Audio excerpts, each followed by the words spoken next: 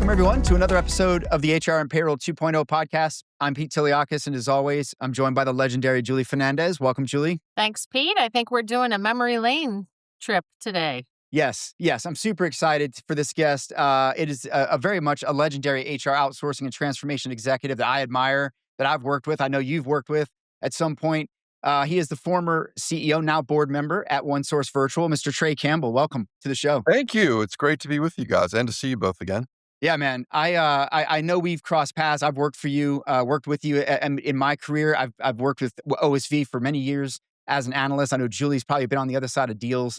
And you've been around this industry for a period of time that I think have seen the good, bad, and the ugly. And I thought it'd be great to share, what your thoughts are on where we come from, where we're headed. So yeah, you never told me why you left working for me back in NGA. I wondered if it's something I did or no, man, it wasn't like non-disclosure or ready something. to ramble around the neighborhood on something else, I guess. No, it wasn't you, man. It was just just opportunities knocking, right, and a chance to do something different. But Julie, you want to do the honors? Get us started? I do. Trey, we always ask and want to know, how did you get into the HR payroll space and why do you stay? So I started in the mid 90s. I want to say it's 96, just to date myself, back in the dinosaur era. But I went to work for Price Waterhouse before they bought Coopers and became PwC. So my early career was with AT&T, and we had started getting into some outsource there. I was with Lucent Technologies toward the end. Got an opportunity to join PW, and they were starting a new global outsourcing unit. And it was headed by one of the vice chairmen, sort of a very exciting ground floor opportunity. So I ended up joining them in 96. And then, learned a lot in a short period of time. Back in those days, everybody was vertically integrated. All the major global 500s did everything themselves. And we were out there on our soapbox trying to say, look, you shouldn't be doing everything yourself, right? You can get scale, but you can't get scale beyond where you are in terms of your size and your geographic footprint. So let us bundle, let us bring a number of different large organizations together, and we'll get to a new scale point. So that's really when I started. And I can tell you, whether or not that ultimately was successful, but that's how I started. Hey, I actually have a new favorite question for this year. What did you think you wanted to be when you grew up? So, we harp on do what you want to do or think about that was not a thing in our day. But what would you have said you wanted to do? I always get asked that question. Did you want to be a CEO? Is that what you aspired to do? And the honest answer is no. So I wanted to run a business, right? I didn't need to necessarily be a CEO, but I wanted to have my own little thing that I controlled all the various aspects of.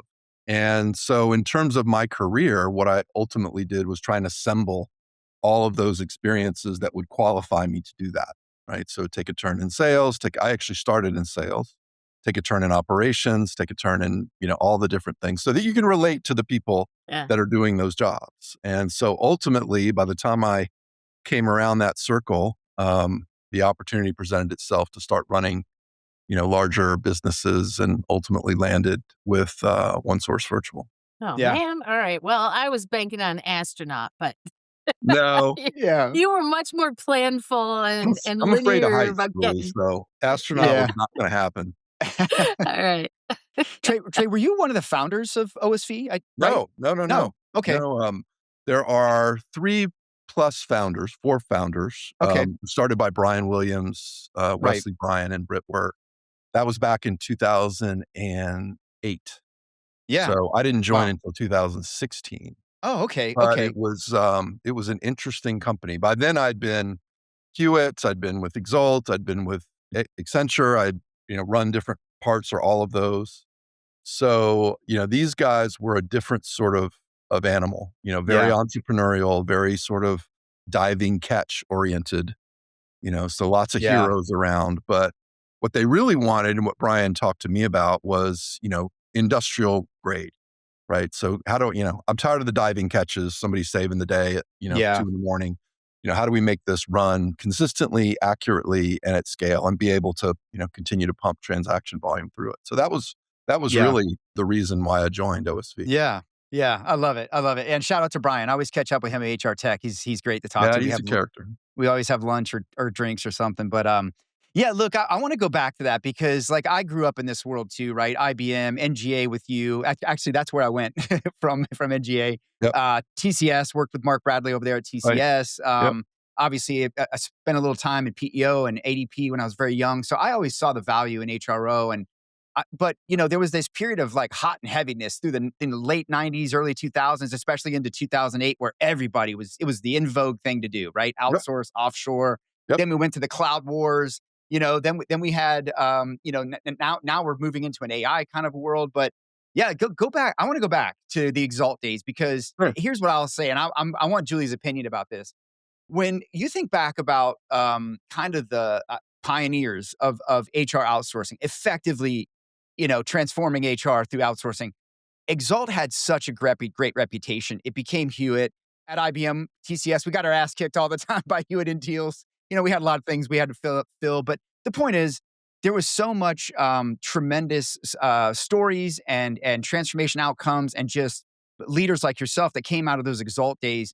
Take us back to that, man. Like, what was that time like, and what was that like being at Exalt that made it different? I guess. Well, let me take a step before Exalt. So when I was Yeah. at PW, we had 5 different areas of outsourcing that we focused on, one of which was HR. The other was F&A, application support, real estate, and procurement. Those were the 5 that we did. And if you had asked me in those days, in just the formative years, whether HR would be the one to take off, I wouldn't have predicted that. So we worked on a deal with British Petroleum for quite a while when I was at PwC. We couldn't get it going, or couldn't get it closed.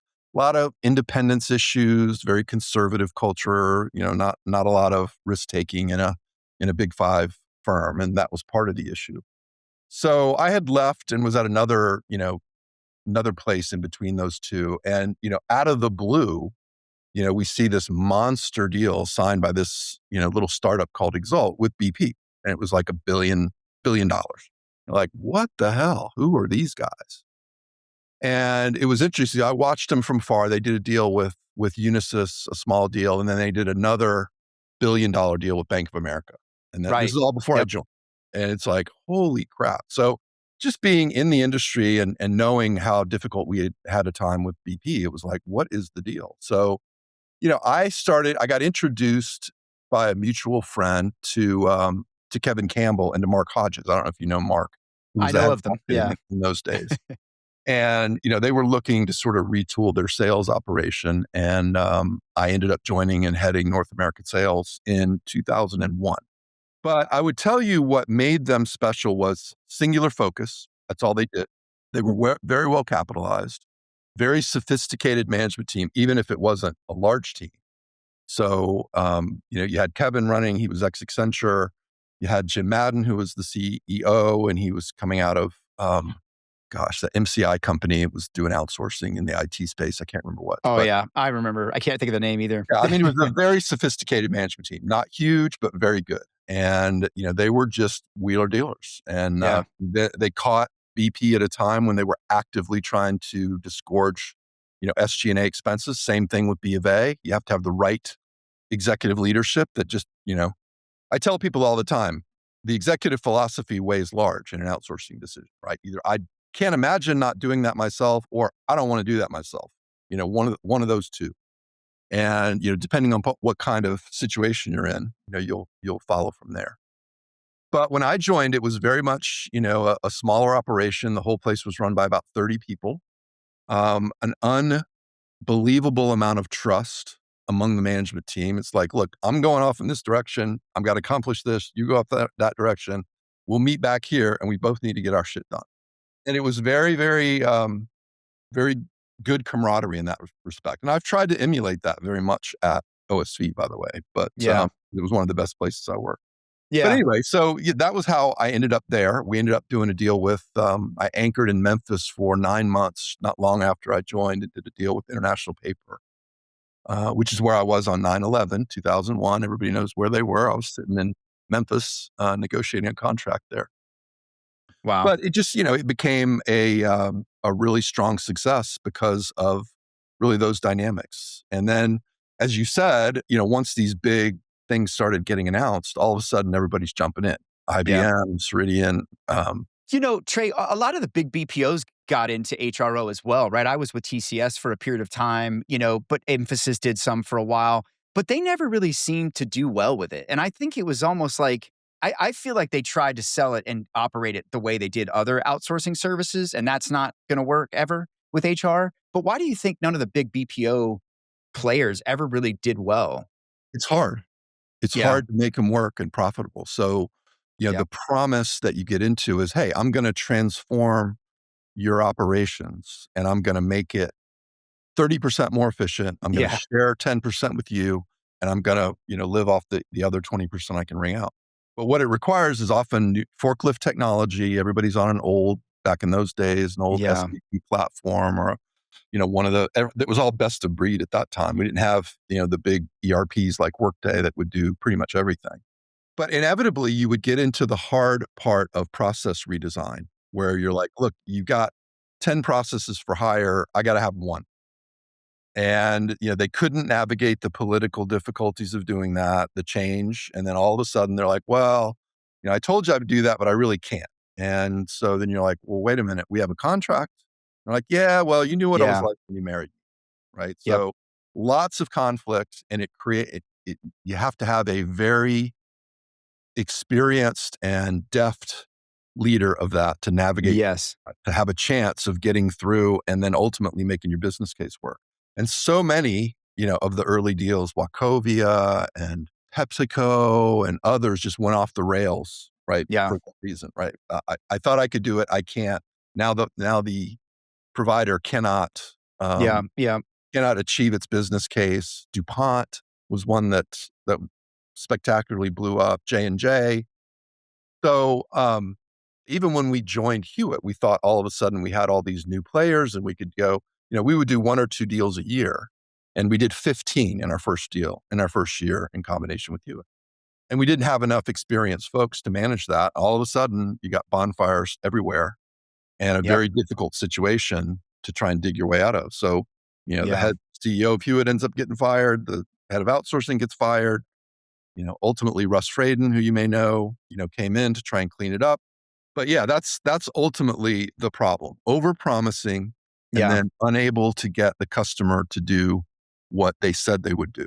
Yeah. Yeah. Trey, I think there's some things, underlying your tale here of how you grew into it and really how all of us were growing into it, those of us that grew up in it, that folks that are younger and didn't live through it might not recognize. And so I was jotting down a couple of them here. The first is, as you mentioned, PwC was in it in a number of different areas. And so, if you think the typical areas of BPO or ERP, they were all in the mix back in those days when folks were getting into that, except for Exalt, right? Who's very focused and specialized in HR. And so if there are folks that are, listening that are thinking, oh wow, we're moving toward ERP and ERP is a thing, it's actually a thing. It's a thing again, that's where we started, a couple of decades ago.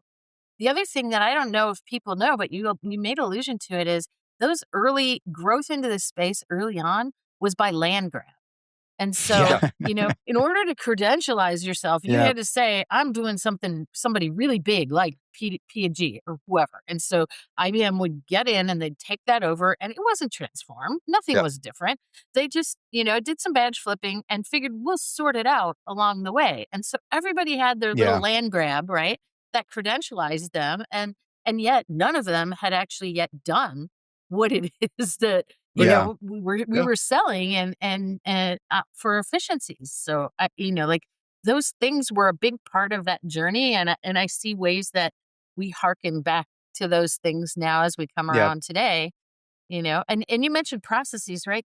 The automation wasn't the principal path. I mean, No, no, it- that it no, is no. today. So, you were grabbing your bodies and you were trying to do more with cheaper bodies or, condense Yeah. the bodies and process harmonize Offshore. that way. And so we just have a totally different lever right That's now. right. That's Yeah. Yeah. exactly right. So yeah, we would assume that by commercializing an operation, taking it out of a captive and putting it in its own business, results set of metrics, we could probably squeeze 20% efficiency improvement out of it. But yeah, and then the levers that we used back in the day were moving to a more efficient technology. Offshoring was a big tool, and not as much automation. So when I came Yeah. along with OSV and their whole platform was around automation, I was really excited about that. Yeah, I think there was a lot of lift and shift back in the day Absolutely. versus, yeah, I mean, we got to a All of point them. where, oh, it All of was, them. yeah, you're a Yeah. mess for less. Yeah, and that Yeah. always is fine until it's not, right? It's like at some point you're still gonna outgrow you got the same problem. You just move the problem Yeah. somewhere else. So So yeah, Convergys in particular with Yeah. DuPont and J&J were And just JJ. massive fireballs. yeah, Started warning everybody that, this was not necessarily a panacea. Pete, you asked about about some of the India heritage guys, right? And why maybe that model didn't take as well, and yeah, why Exalt seemed to have pixie dust because they were HR focused. But I mean, if you think about it, you don't squeeze and make more efficient in finance where you have numbers of folks repeating the same thing over and over again.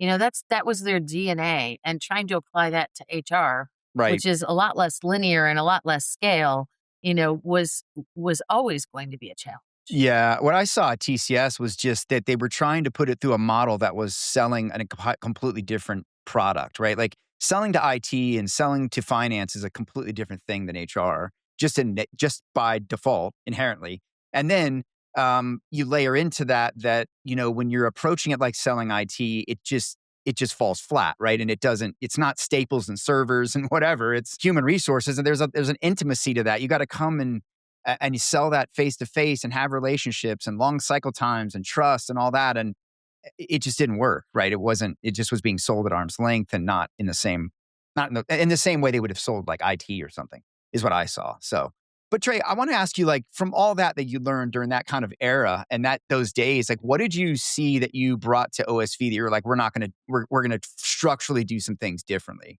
But Well, what else? offshoring Just, comes to mind immediately. We yeah. don't offshore at Yep. OSV. What I found with trying to offshore HR, you can do IT, right? You can do SAP application support and all that stuff. But when it comes to things like payroll, there's no concept in a foreign land of our payroll scheme here with local jurisdictions and tax, they're just completely cold on what that is or how that works. And so you Deductions. basically have to incubate from nothing to try and create the ground, to be able to plant this. So the only time I did it successfully was at Accenture. We spent 18 months preparing a team to take over payroll in Bangalore. And even then, what happens a lot of times is you will get your core team and they'll get poached.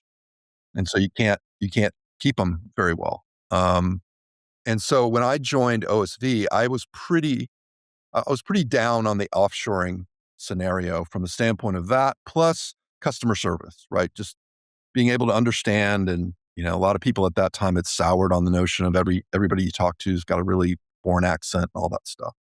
So we decided to stake our future on the automation side, not offshore. And it's that way to this day. I mean, we've spent, tens and 20s of millions of dollars on our Atmosphere workflow engine, which automates all the transactions and Yeah. treasury and all that stuff. And, I think it was absolutely the right choice. And if somebody were to say, hey, go start me another OSV, take, write whatever number on a piece of paper Right. that you want as far as compensation, I would not attempt it. I Yeah. would not attempt it. I mean, Lightning in a bottle. we're 20 years into the evolution of that. It takes a Yeah. long Yeah. time It's taken a long time. I would agree. I've to, and watched you guys grow up. we innovate every year on that workflow engine. Yeah. It I it love makes that. me feel like that pressing in or leaning into that technology and automation stuff is now table stakes, right? And now we're talking differentiation by services and trust, right? And relationship. Well, And and you've also got banking challenges nowadays. Back in those Mm, days, you had these smaller boutique banks that would take a chance on you, and nowadays you just can't, right? So if you don't have enough scale and you don't have enough credibility, it'd be hard to bootstrap something up from nothing yeah. Yeah. because of You the know, banking environment. it's interesting when you were talking about this, just this, how we got away from the lift and shift era. And then we went into I feel like it was like the cloud wars, everybody was going to cloud. And then now we're going into the augmentation and automation sort of thing. But one of the things I think was, is I think was a mistake by buyers for I saw this as an analyst over the last 10 years is so many of them stayed focused on outsourcing, meaning cheaper. And I try to teach many buyers that I work with to say, listen, you got to understand that you're stepping into an innovation cycle now. You're buying things that you will never proliferate from an organization who is proliferating technology to fundamentally fortify your compliance, right? Your payroll, your HR, your benefits, whatever. And I said, you have to think about that as you're not just your mess for less anymore. You're buying into the innovation that's going to future proof. I hate to use that word, but future proof your business. Why would you expect that that's going to be cheaper? You know what I mean? Just address that a little bit because I think there's still this conundrum out there that people think like, well, if I'm outsourcing, it's automatically less expensive. And I don't think that it always is. I think it all depends on the level of service that maturity you want to too. Yeah. how much staff you want to keep versus how much, you want to truly outsource. So it can absolutely be more expensive than having a relatively inexpensive person sitting there doing soup to nuts, everything you need. Yep. What people learn over time is they're incredibly dependent on key man risk there. And when that person decides to retire or get married or leave the country, whatever the case may be, all of a sudden you're in panic mode, which happens to us all the time. It's like, oh, my payroll manager retired. I don't have anybody who can do this, blah, blah, blah. Can you help me? Yeah. So I think there's that. There's the ability to have redundancy in the system and resilience if something goes wrong. Agreed. But yeah. no, it's not always cheaper. Yeah. Yeah, I think there's just a lot of myths with outsourcing that have changed just with the way technology is. And I mean, I'm just curious your thoughts. I mean, obviously you guys at OSV were very leaned into Workday, obviously cloud. What did that do for from going from those, old days to then going to the HR BPaaS sort of days now? What do you feel like that did for both the customer and the vendor in terms of being able to service around that capability? Well, I think it makes it much more likely to succeed. So back in the old days, we were doing have it your way. Yeah. Bespoke, tell me what you want and I'll deliver it. Very difficult to scale. Now you can't have it your way with us. You can have 5 different flavors. And as long as you pick one of those flavors, we're going to do an awesome job for you. But we don't do custom, right? Yeah. So it enables us to share people across accounts. It enables us to leverage the technology in the same way. You can't have it your way. And so I think that has been a big turn in the road. And a lot of folks have become, even large companies have become much more receptive to saying, okay, we're going to align with your model as opposed to demanding the have it your way approach because it's, it has those inherent problems. I think the bigger they are, the more kicking and screaming they've gone down with, right?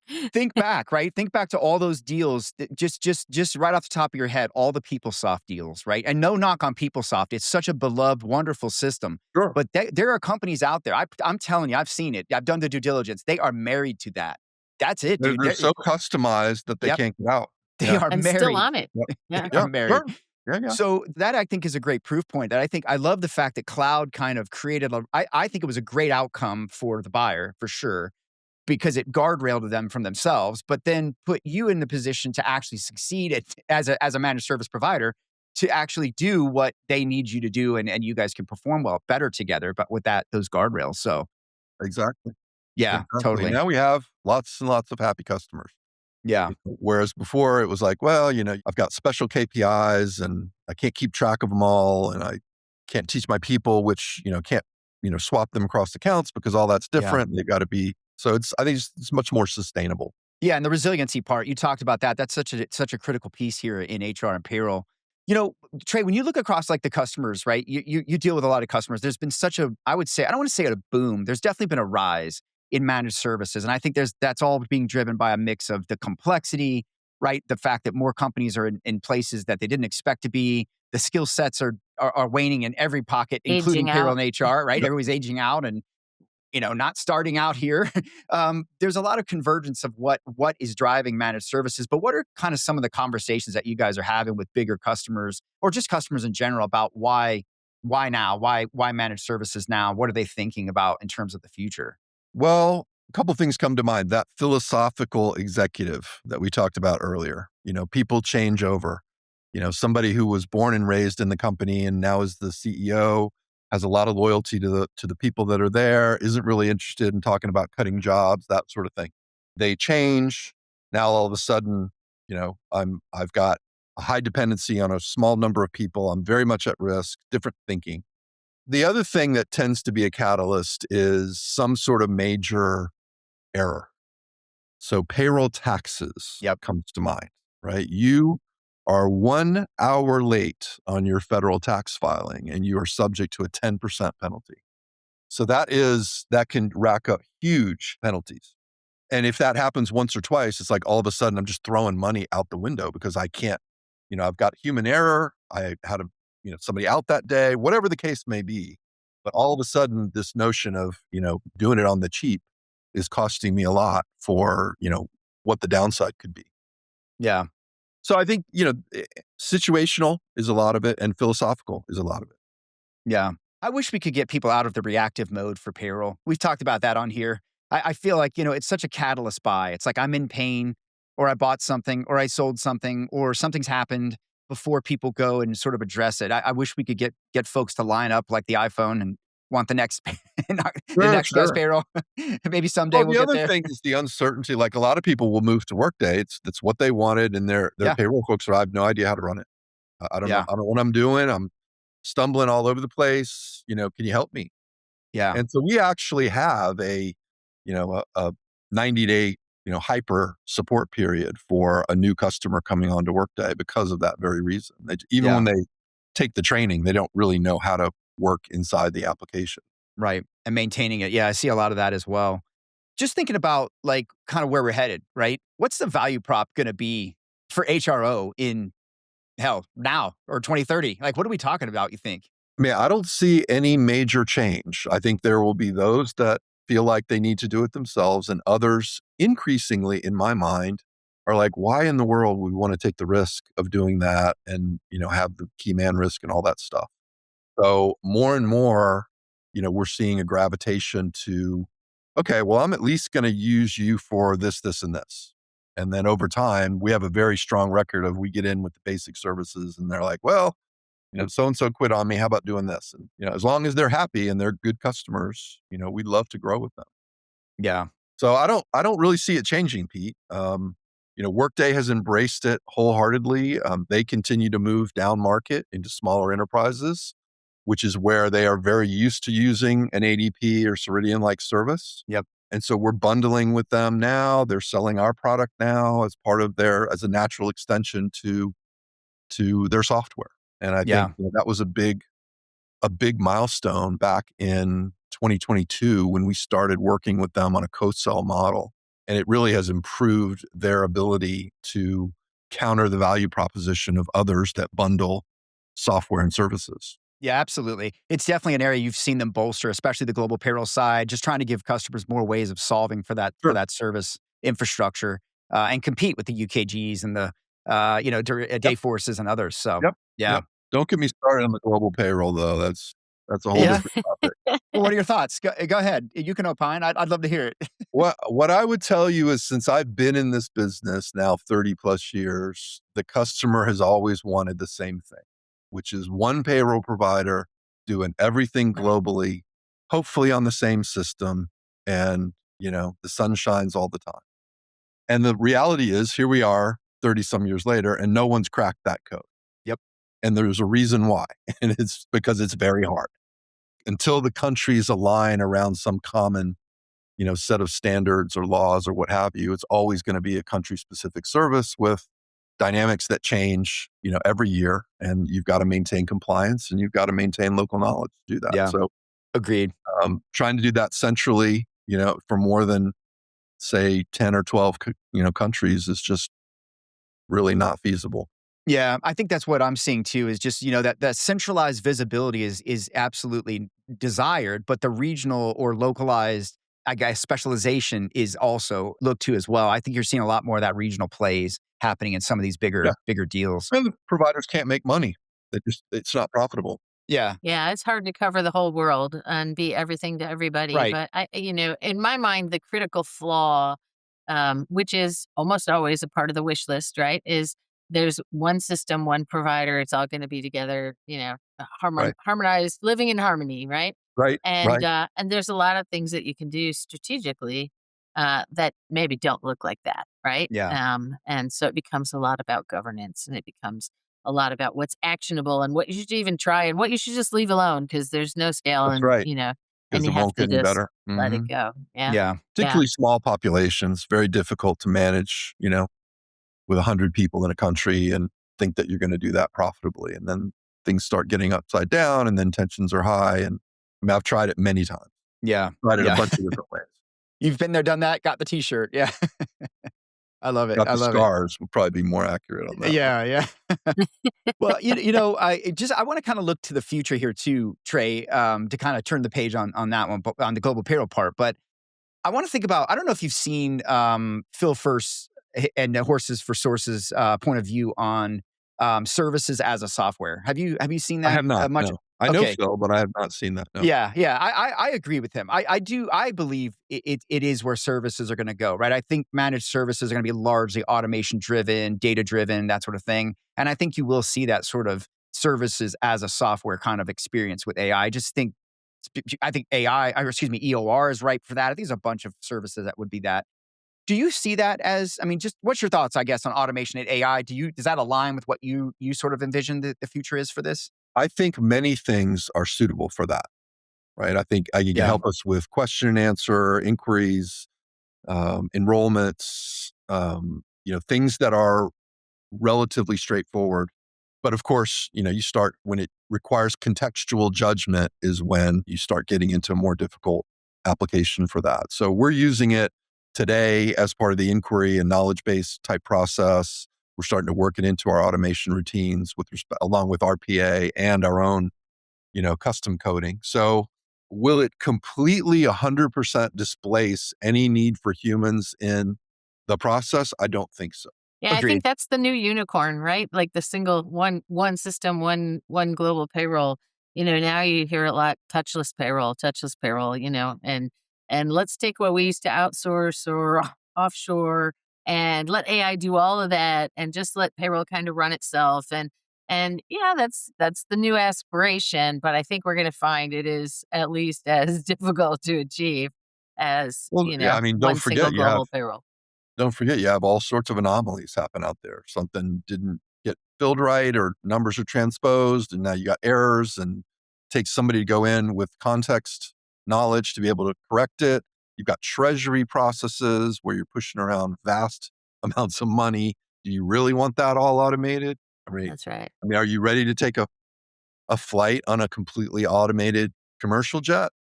I don't know. I'm not, but maybe some are. I My didn't want to ride in the driverless cars. Yeah. I have not done a driverless Not car. I need to happening. do that. Yeah, I need Yeah, to do we that. were talking about the travel to the moon or whatever. My wife was like, "I don't think I would do it." I was like, "Well, I'm not doing it. I'm not going to be the Gen 1 rider. I'll wait Yeah. until they've ironed out a few. You'll I'll let the first I'll few yeah, let them thousand iron out a go few before you. years of trying before I jump in there. But I would Get the love if I kinks had the out. Work the kinks out. yeah, if I had the money, I'd go to the moon. If I could, I mean, that'd be cool to get your passport stamped on the moon, right? It But would, yeah, but I still believe, particularly in the treasury area, you're gonna have to have, some agreed. manual, you know, humans in there making sure all the plates are spinning on the right sticks. Yeah, I think there's a few gotchas too on the idea of service as a software or trying to perpetuate that model. And part of it is, buyers are frustrated with year over year increases. Let's just talk the technology in the SaaS model today. You get your subscription model and there's year over year increases that are supposed to include innovation, but new SKUs pop up with additional charges all over the place, right? So that constant pressure to increase the cost just on the technology alone, not even the services bit, is a challenge for HR in particular, who is always told to do more with less. And Yeah, at some point in time, those two things are at odds. And as a leader, you have to kind of decide, well, is it less risky for me to have the pros handling this for me and manage that? Or touchless payroll? I mean, automation all over the place. Maybe I need to figure it out because I can't handle these built in increases year over yeah, year. yeah. I mean, what are your thoughts on that around the way, say, for example, Workday is looking, or any of the HCMs are looking to price AI? There's a little bit of right now, I think depends on the platform, but it's a bit in module. There's some add-ons that you could take on. And then there's obviously, Workday has the Flex Credit program. There's some usage, charges at some vendors. But What are your thoughts on that, man? What do you what do I'm you think not we're going to really see? I'm not as current as I used to be on the Workday pricing strategy. I will tell you that, they have escalators, inflationary Yeah, CPI escalators. So do we, just to cover the inevitable inflation that's, works through the system. A lot of those got put in place when we were in this very inflationary period a couple of years ago when everybody was getting killed with, I can't raise my prices, but yet, I'm seeing 9% inflation or whatever it was. I It can't was a remember. non-issue for decades, right? When we Yeah, were yeah, close to exactly. no And inflation. we didn't Yeah. really do it too much until that happened. But there was a fair amount of acceptance because reality was what it was at the time. But I don't know how they're pricing AI or whether it's, just built into their value proposition. I honestly don't yeah. know. It's a little bit of both. Yeah, yeah. I'm just curious what the what the buyers are sort of their tone is around it because it seems kind of mixed for adoption at all. It's particularly for HR. It's not like you're going to see companies go, oh hey, here's this wad of cash, go do some AI. They're going to have to get it by way of their applications, and I would imagine that most of them aren't, to Julie's point, going to want these added on sort of SKUs and things that they hey, I've got another bill I have to pay now. So just curious to see how that's going to shape up. But Yeah, I think, yeah, the customers that I'm familiar with are pretty vocal about that kind of stuff though. I mean, they're yeah, certainly paying a premium for Workday in our position. yeah, And they expect that it will be global, that it will be scalable, that it will serve them for years to come and provide the kind of AI, improvements that they would expect from a top tier player. So yeah. they're they're pretty vocal on that sort of Yeah, thing. yeah. Well, they They'll should let be. their opinion be known. Yeah. Well, hopefully they're doing something at an enterprise level anyway, and then that's trickling outward. But yeah, we'll see. It's all very early still, I feel like. But Yep, I I agree. want to come back to the offshoring outsourcing thing, right? We've seen a lot of the the AI getting blamed, right, for a lot of layoffs. And if you dig in deeper, it's not entirely AI. In fact, it's a lot of H-1Bs, a lot of outsourcing and offshoring. It looks like it's going on, or offshoring, maybe not by way of outsourcing. Mhm. Do you think we're going to see a swing back to that, a bit of offshoring Yeah, type I've demand? seen a real constriction on the H-1B visas with the Trump Oh yeah. administration, so I don't think that's gonna be expanding. But the rise in number of people being sent offshore, if you look at some of the data that's bouncing around out there, it looks like companies are actually Yeah, just hiring in other places. yeah, Yeah, easily be. yeah, I think, it all depends on whether those are customer-facing people yeah, or, what the philosophy is of the company, what kind of value proposition they put out there. For us, what we want is a family feel to yeah, our interactions with our customer, right? yeah, So, I'm not just here, hopefully, if you're in the South, I'm in the South. We've got folks that we can relate to, that we can understand, that will take enough time to actually listen and solve my problem, and do it with an expertise that they can't find someplace else. I mean, that's always been our approach yeah, to, good customer service means you listen and you solve the problem. You don't just ping pong them around and transfer them here, and you got to tell your story over and over again. You've been there as a consumer. yeah, So yeah. that's always been our philosophy is a personal touch. I think there's going to have to be more of that in this future automation age, right? It's like going to be the subline of some company. We've always been the human in the loop. Maybe that's OSV's new tagline. I don't think people want impersonal and I agree. people who can't relate to them and can't understand them. I think it's frustrating the customer. And It is. Yeah, we've just it always is. said we're not doing that. We're going to be the other guys. I bet Agreed. there's an element of generational to that, though. I mean, look at the latest concerns about wresting, AI boyfriends and girlfriends out of, underage underage Mhm. minors and so forth, Oh yeah. where Yeah. where those connections, artificial as they may be, are seemingly meaningful in some level, You're right? talking about somebody getting spoofed, that it's actually Yeah, someone I'm else just on talking the other about end of your communication. Yeah. I mean, yeah, there's some horror stories about that. it feeling more personal than it really is, right? Yeah. Because of Yeah, the echoing of tone and, just kind of some of the learning of how to successfully interact with an individual. It does personalize what is not a personal connection. So, Mhm. yeah, guess it remains to be seen how far yep. they thread the needle. Well, The future's here. some of these fake things coming out of AI, I think, are showing people that, you can't be very trusting these days because it gets Yep. really sophisticated and it's very believable if you're not, whether you're getting Yeah. scammed Skeptic. or whatever the case may be. I think it's going to educate people on, having a Yep. skepticism about what they're seeing or looking at.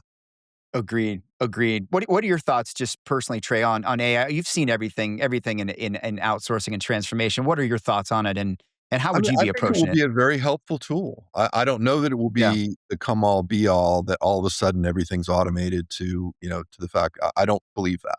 I think the world is too complicated. Yeah. There are too many permutations and shades of gray out there for a machine to correctly find their way through, you know, complicated transactions. So I Yeah. think it will have its place. It will make our lives easier and take away some of the things that are mundane. But I don't think it will put us all out of work. Yeah, agreed. I love that. I was talking to I think it was a firm recently, and we were just talking about kind of, the future with automation. And I was saying to them, I said, look, we were talking it through the context of payroll and compliance. And I said, listen, let's just assume you got in a country, that's a county, and you had every single company as modernized as they could possibly be from a finance and HR perspective. And you had everything that was necessary: cloud, analytics, APIs, all of it. I said, the reality of it is, if the governments don't equalize and transform equally, it's all kind of pointless, right? It's like the idea that you could somehow automate all of this, right, infinitely and end to end, and do away with, so all the friction that comes with payroll and benefits and compliance and all of that is so impossible, because of the number of interoperable players that have to agree and handshake and work together. Hell, Word from Microsoft on the Mac doesn't always work right together. You know what I mean? That's Like, right. so how are we going to get that? That's where I think the friction and rub is, especially here in America, where everybody's got their little land grab and their dollar bucket. They don't want anybody touching that. You see it now with the banks, right? Fighting with the open banking, younger, newer, emerging things, because they don't want to share their data. And you can understand, but that's also because they didn't innovate. So, yeah, it's this. I think there's a lot of, there's just so much that would have to happen to make all of this function autonomously. Long way of Well, we'll saying that. see, right? Yeah, we If we will. had a We will. crystal ball, we'd be placing the right bets right now, wouldn't we? That's I right. know. I know. But Trey, look, I love talking to you, man. Always. I really appreciate Sure. you coming on. I want to wrap this up with one question. If you were a CHRO or a CFO right now, what would be your advice to them if they're in a situation where they haven't necessarily transformed or are on some sort of path and it's stalled and the future's coming and they don't feel like they're necessarily where they should be? Like, what would be your advice to them to get them on the right path, towards future proofing themselves, getting themselves ready for the next thing? Well, I would say it doesn't get easier with time. Fair So Yeah. at enough. some point, to the extent that you have not harmonized your processes and you haven't streamlined things and made them efficient, it's not going to do itself. It will keep, holding you back as an organization in terms of adapting to change, doing M&A work, what have you. So pick your time and get on it and get it over with, Jump on. because Yeah. it ain't going to get any easier. My my stepdad used to say that, those leaves aren't going to rake themselves. Something like that. Yeah. Yeah. Yeah. I mean, it is. You're right. We've talked that on here. Just start somewhere, right? I mean, we're not all probably going to get the perfect environment, situation, wad of money, whatever. But you can do what you can with what you can. I think you're right. It's never, it's getting late, but or I mean, it's early, but it's also getting late. So it needs people to get going for sure. I think since SaaS, we've seen almost an advantage, to not Yeah. being tied to those big, heavy investments, right? And if SaaS wasn't the time to jump in and leapfrog in, now we're in the next phase, right? The Yeah. automation Well, phase. I And think you so, probably had to do something if you went to a SaaS-based ERP, yeah, because, it's just not as customizable as the old on-premise stuff. So you had to make some choices. I mean, that's the time to do it. That's the yeah. time to Agreed. do it when you've got a major forklift ERP change or something that makes you stop and say, "Look, I got to get in this software, and I'm going to get in it in a very rationally thought out, transformative way, and Harmonized, I'm going yeah. to make my company simpler and more streamlined." And Yeah. is it hard? Yes, it's hard. Will people whine and cry about having to change? Yes. But if that's where you want to get to, there's no alternative. Agreed. And there's help out there for sure. Get help. Sure, yeah, there's a Um, million people who And do it's this been now. done. Yeah, yes, many times. exactly. Lots of war Exactly. stories. That's right. Yeah.